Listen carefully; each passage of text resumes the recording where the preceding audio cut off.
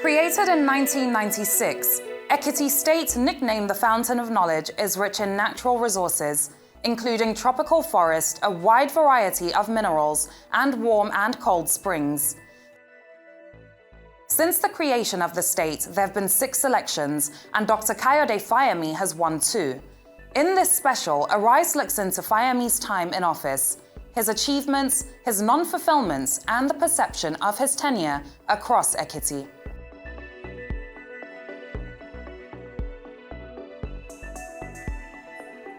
It's Dr Kayode Fayemi's last few days in office. I paid a visit to the governor in Ado-Ekiti for a conversation on his political career so far. With over 3 million people, Ekiti is growing, but still remains one of the smallest states in terms of landmass. Pristine, as described by Fayemi when reminiscing on his earlier years here. Back in the day, growing up, it was a pristine setting. It was a place of values, it was a place we all looked forward to visiting. And when I finished primary school, I came back here to Popular High School at Ado-Ekiti for my secondary education. And I got to know Ekiti even a lot more. I was someone you would call an activist. I was involved right from my early days in the university in agitation. This was the anti-apartheid days. So I was active in the Youth United in Solidarity with Southern Africa movement. Young students involved in anti-military struggles all over got into the democracy movement across Africa when I was in England.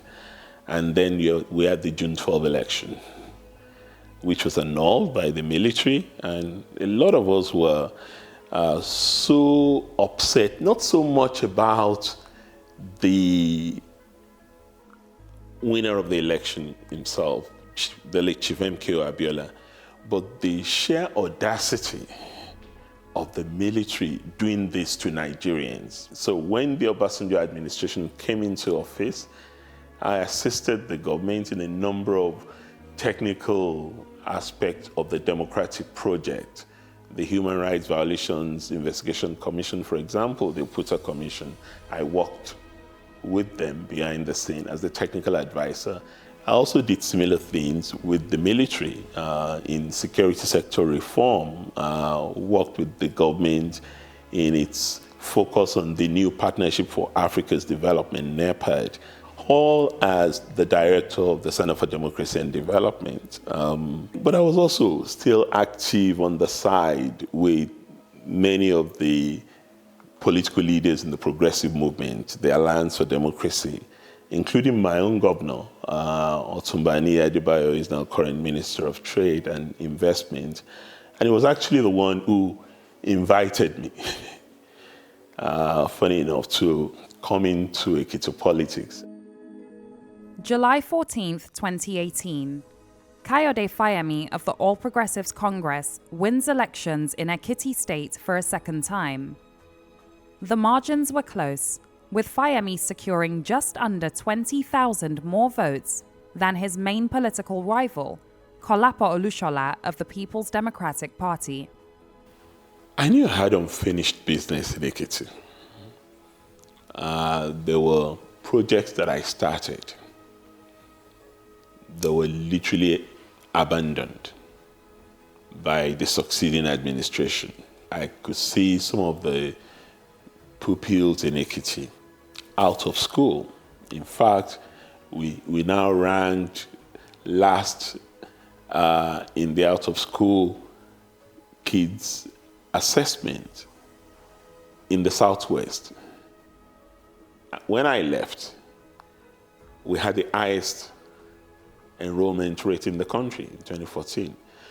The position that we had just attained again in the latest multiple indicator cluster survey, 2021, that just came out. And the reason was simple why that happened. The succeeding administration started charging fees in school. And a lot of parents who could not afford this 2 decades out of school.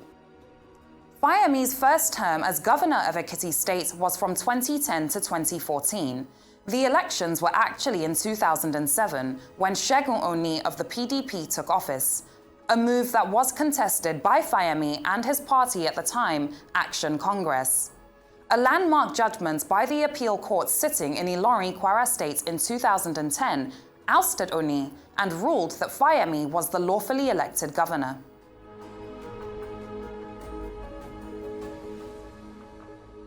They came into the scene and became a governor. Governor of a state that is not totally endowed with financial resources, but with natural resources. So he had to mobilize the people and put them together. Did he do a good job? Yes. With under the circumstances and the limited resources, I would say he optimized, I'm using the word optimized, the use of resources to achieve some stability. Ekiti State was actually, to a large extent, put in a disadvantaged position over time. So the first term was characterized by stabilizing, and he put some building blocks in place. I think it was Governor Adebayo's intention at the time for me to come on board if he had succeeded in winning his second term as a governor. But unfortunately, he lost. So that chance wasn't even there. And he was a young man anyway. And all of us had thought he would run again for the office. I think at the time it was probably 44 or 45. But he decided otherwise. He decided that he wasn't going to run. And then, even more surprisingly, decided that a complete rank outsider should come and run. Because he felt I had things to contribute to the development of our state. Some of the things that were not in place, like our free and compulsory education, right up to secondary school, free health care for the vulnerable segment of our population. We had a clear agenda and we worked on all of those areas.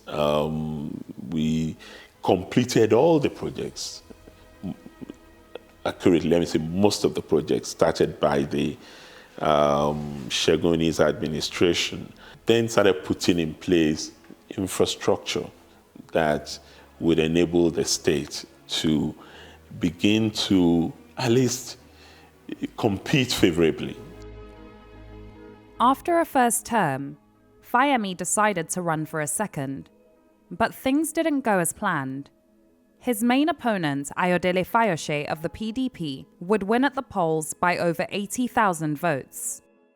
Why do you feel you lost? Well, first and foremost, I'm not convinced I lost that election. And there's evidence now, post-election, that had been independently released by some of those actors in the machinations that led to my loss, that have made it clear that there were forces higher than us in Ekiti, federal forces, if you like, that had an input into what transpired in Ekiti. But I took it in good faith, embraced Governor Fayose, supported the transition, and chose not to go to court to challenge that particular election. While Governor Fayemi may not have challenged Fayose's victory personally, his party, the APC, did. If his feeling is that he did not lose, why did he leave the office? He challenged the election up to Supreme Court, and he lost all through. He lost at the poll, he lost at the tribunal, he lost at the appeal court, and he lost at the Supreme Court. When he lost in 2014, he did something quite remarkable, which was, at that point, it was the first time it was happening in Nigeria. On the night when the result came out, he did a nationwide broadcast where he actually conceded defeat. He congratulated his opponent, and he invited him to come over the following day for the transition process to start. That shows that he embodies the spirit of being a Democrat.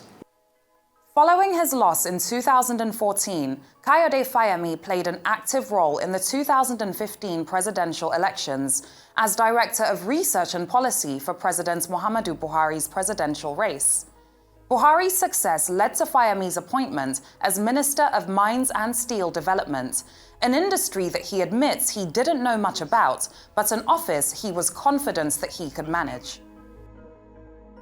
Solid minerals, I didn't know anything about solid minerals, but then it's about managing the sector, not about being an expert in the field. And you just have to be a quick study to find out precisely what the challenges had been in the sector and how you think it could be tackled. In undertaking my own study and assessment of the sector, I could easily see that first, we don't even have an accurate sense of what we have. We just know, broadly speaking, oh, we have gold in this place, or we have lithium here, or we have columbite here. Is it in commercial quantity? And if it's in commercial quantity, where is it? And once we're able to determine that, and that was one of the things that I was actually quite glad I did as minister in the Ministry of Mines and Steel Development, was to put in place an aeromagnetic survey of Nigeria, which was completed after I left office. There were also aspects of it that didn't quite go as well as I would have loved. Revival of the Ado-Ekiti steel, because it's a huge asset that we've got there, with its own independent power plant of about 100 megawatts, access to sea, within the premise about 40-mile rail line, huge production capacity, 1,000 residential estate. You have all these things in one location. And yet, we've not been able to produce 1 billet of steel. Why? Why? Because somehow we did not even think through, even though this was a product of our second national development plan, which was eventually brought into fruition under the Shagari administration. But it then became a funnel for all manner of corrupt activities. It was under his watch that things became so lucrative in terms of solid minerals that everybody, including both legitimate and illegitimate miners, came into the business. And because there's something in it, then you add mineral resource nationalism coming into Zamfara, and all the other places. So, to a large extent, it brought a level of awareness, and it brought a level of potential investment. As minister, Fayemi oversaw policy formulation, sector investment, and revenue flows. But to him, his work in Ekiti was far from over. So he ran again and won again.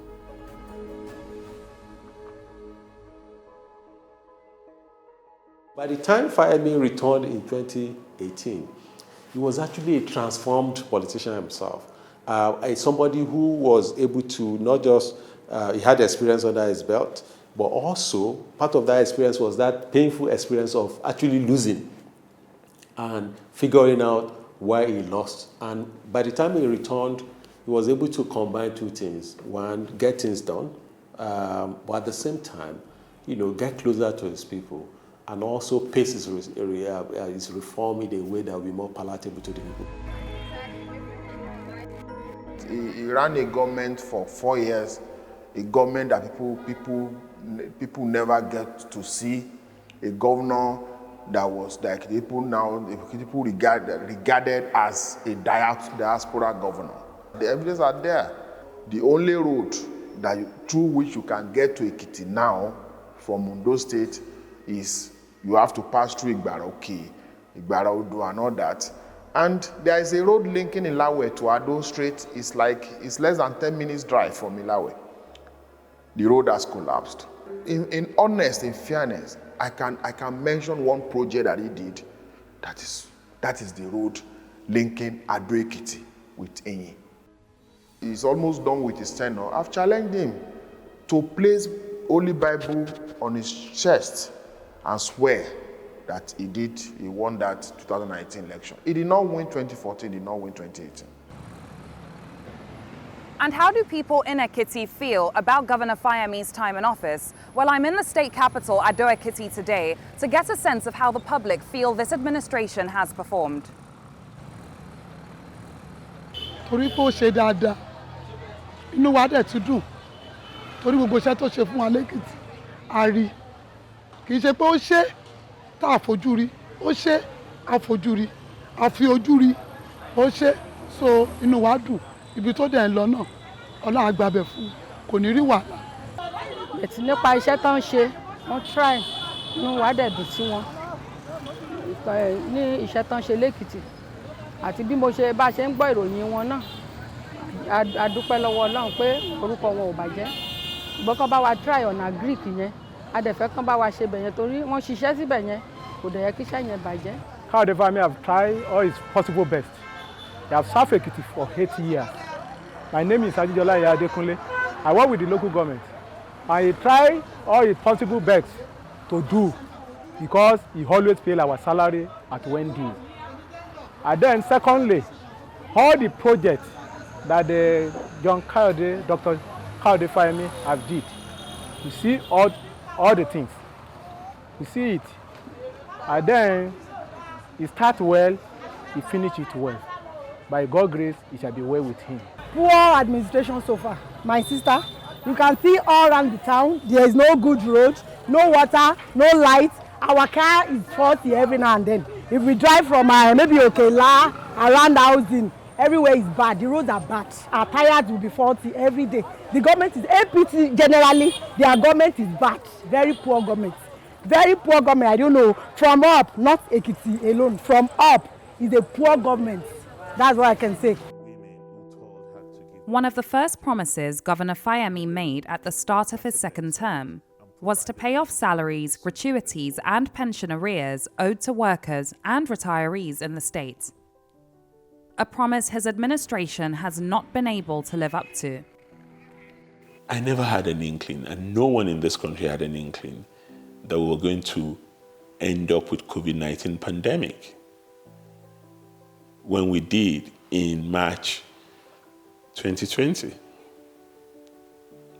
And clearly, you don't need to be told, and you're aware of this, I'm not telling you anything new, the impact that had on the local economy. So it's even a miracle. And many people ask me, how did you even manage to meet your obligation of not missing a single salary payment in your 4 years in office? I'm not excusing the fact that I made a promise that was not fulfilled. I'm explaining that the context of not fully fulfilling that promise should also be understood. One project that the Fayemi administration is passionate about is the Ekiti Knowledge Zone, a world-class knowledge park to encourage innovation and collaboration for the economic growth of the state. The EKZ is like an industrial park, but much more, because it is supposed to have so many industrial activities going on there: food processing, the gamma radiation for health facilities. Then we are supposed to have a school there. The school is already there, it's already built. And all these facilities that are inside the knowledge zone are supposed to be like the life laboratories for the schools, because it's supposed to be a smart school, but much more than a smart school. What other schools will call excursion is like the normal laboratory to them. So it's like a community by itself, a community that is technology driven.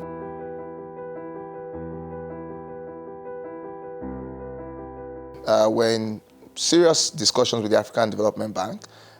We presented our business case to them. They liked it enough to give to us $250,000 just to build the business case and the feasibility studies. We've completed that now. We've done our environmental and social studies, and we're now applying for the SEZ license from NEBSA. In the health sector, Fayemi's administration has seen to the rehabilitation of 14 general and state hospitals. Oyebanji Filani, the State Commissioner for Health, explains that achievements in the sector are due to having a business development plan early on. Within our health insurance, we've set up something called Ulerawa. Ulerawa guarantees an essential set of package that's explicitly delivered at the facility and ensures that whoever gets there will receive care without having to pay. Over 100,000 plus people now are covered under the program, but more importantly is our goal to scale up to 1 million people over the next 1 year. We've improved in terms of human resources as well. On one hand is that you're getting more people, right? But more importantly is ensuring that they stay trained and motivated. And so we've focused very heavily. Over a third of our primary healthcare workers have been trained in the last 2 years to ensure that people remain healthy and they can be productive. Then we need to expand Ulerawa. And I believe His Excellency the incoming governor has the same commitment to making sure that we do that. To Governor Kayode Fayemi, his second term has been a rather successful one. In May 2022, he declared that he would run for president ahead of Nigeria's 2023 general elections. He spent months working towards this, but stepped down during his party's primaries in support of Asiwaju Bola Ahmed Tinubu, who won. Why did you step down? Laila, I've promised myself that this is an exclusive story that will be in my memoirs. Let's just say that there were a combination of factors that made it impossible for me to continue with the original plan that I had. Circumstances made it impossible for me to go further because I knew if I had done, the result would probably have ended the same way. Should he have run for president? Absolutely. I think he has all the